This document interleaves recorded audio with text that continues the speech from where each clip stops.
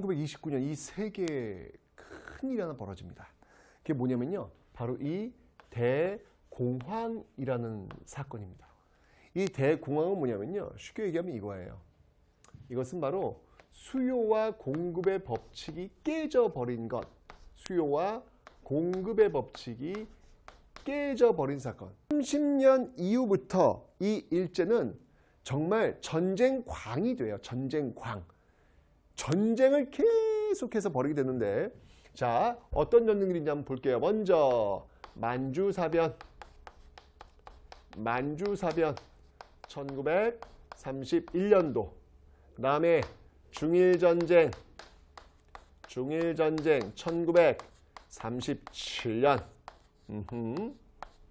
그 다음에 태평양전쟁. 이건 지금 미국과의 전면전을 얘기하는 거잖아요, 지금. 그죠? 태평양전쟁. 이게 바로 41년도에 전개하는 어떤 그런 모습들.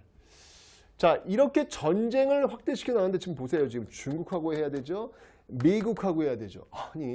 아니 지금 한 나라랑 싸우는 것도 버거울 텐데 지금 중국, 미국 이 큰 나라들과 지금 전면전을 벌이고 있는 거예요. 대단하긴 대단합니다, 진짜. 그죠? 이러니까 당연히 모자라죠. 군인도 모자라고 물자도 모자라고 다 모자란단 말이에요. 그 모자란 것을 어떻게 해결할까?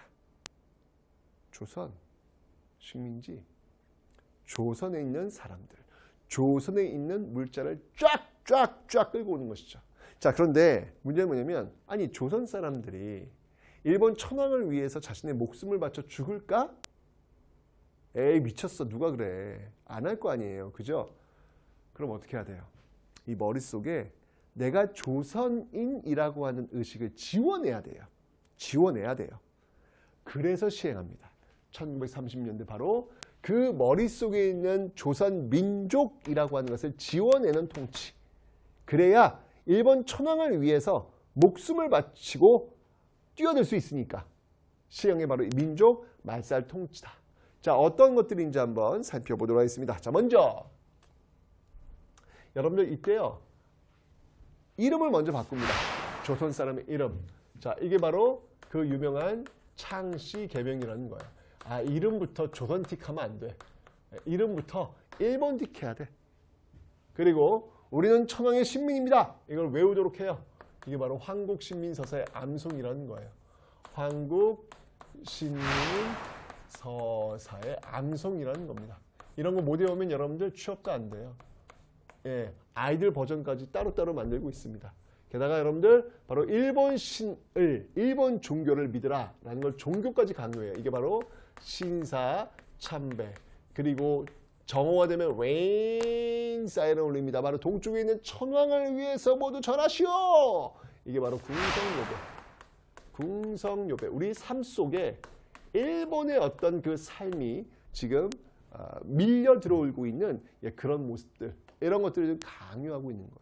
역사도 마찬가지죠. 앞에서 여러분들 왜 식민사관을 만들고 있는 조선사 편수에 있잖아요. 저기의 뒤를 이어서 만든 또 하나의 식민사관, 어용사관이 있는데, 어용사 학교가 있는데요. 그 학교가 뭐냐면 바로 청구학회라는 겁니다. 청구학회.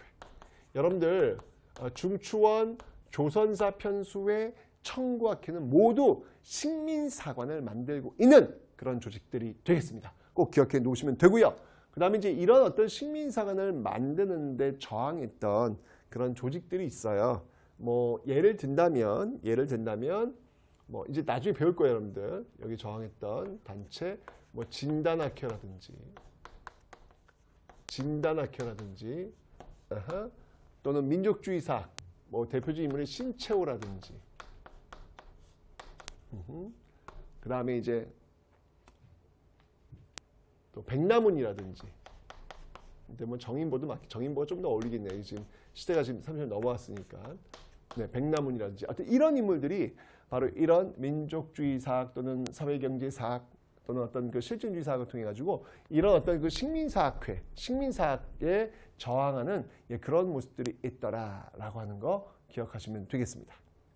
자, 그리고 여러분들 1920년대 말에 치안유지법 전쟁하면서 이제 이 소위 일본인 입장에서 봤을 때 그 불순분자들, 불량선인들, 이 사상이 건강하지 않은 인간들, 일본 입장에서 봤을 때 그런 사람들이 있을 거 아니에요. 지금 전쟁이 된단 말이야. 전쟁. 모두가 다 일본 천황을 위해서 목숨 바쳐야 된단 말이야. 근데 이 사상이 건전하지 않아. 그런 사람들을 어떻게 할까? 보호해야 돼요. 그래서 그들을 보호하고 관찰합니다. 이걸 뭐라고 하냐면 바로 사상범, 보호관찰령. 이 치안유지법으로 감옥에 사상범, 보호관찰령, 치안유지법 뭐 이런 걸로 지금 감옥에 들어가서 나온 사람들 있잖아요. 그 나온 사람들한테 이제 경찰이 붙는 거야. 예, 경찰이 붙어가지고 그들을 끊임없이 감시하면서 다른 짓 못하도록, 다른 일 못하도록 지금 감시하고 있는 어떤 그런 모습들. 이게 지금 30년대, 40년 나타나고 있고요. 그 다음에 20년대 문을 좀 열어주었죠. 이 조선일보, 동아일보. 자, 이거 어떻게 할까요? 네, 이제 어떻게 해야 되겠어요, 여러분들? 폐간. 네, 폐간시킵니다. 40년도에 다 폐간시키는 모습들. 순서에 이거 다 뒤엎기만 하면 돼, 뒤엎기만 하면 돼. 그죠? 게다가 이 교육 쪽에 있어서는 여러분들, 교육 쪽에 있어서는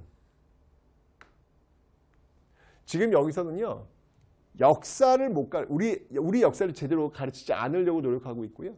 그 다음에 조선어, 이 조선어 사용도 금지하고 있습니다. 조선어 사용도 금지하고 있더라. 이런 과정 속에서 벌어졌던 사건이 하나 있어요. 그 사건이 뭐였냐면 바로 조선어 학회 사건이라는 거예요. 조선어 학회 사건. 이게 이제 1942년도에 벌어졌던 그 사건인데요.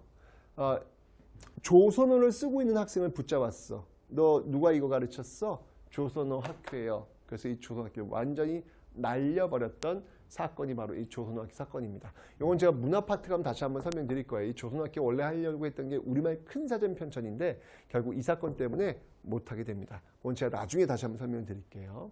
자, 그리고 한국 시민들을 가르쳐야 된다. 한국 시민들을 배출해야 된다라고 해서 이때 법을 하나 바꿔요. 그 당시만 해도 이제 그 전만 해도 초등학교를 왜 소학교 또는 보통학교 이제 이렇게 불렀단 말이에요. 그런데 아니에요.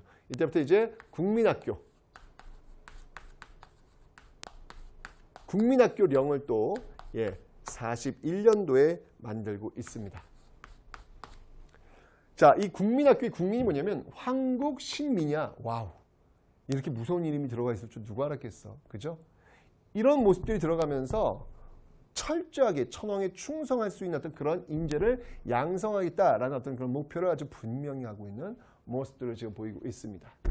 이게 바로 민족말사 통치 이 시기에 보이고 있는 내용들이다. 지금 미쳤어. 내가 보니까 미쳤어. 정말 좋아요. 자, 그러면 경제는 어떨까요? 경제도 마찬가지. 전쟁을 해요. 전쟁을.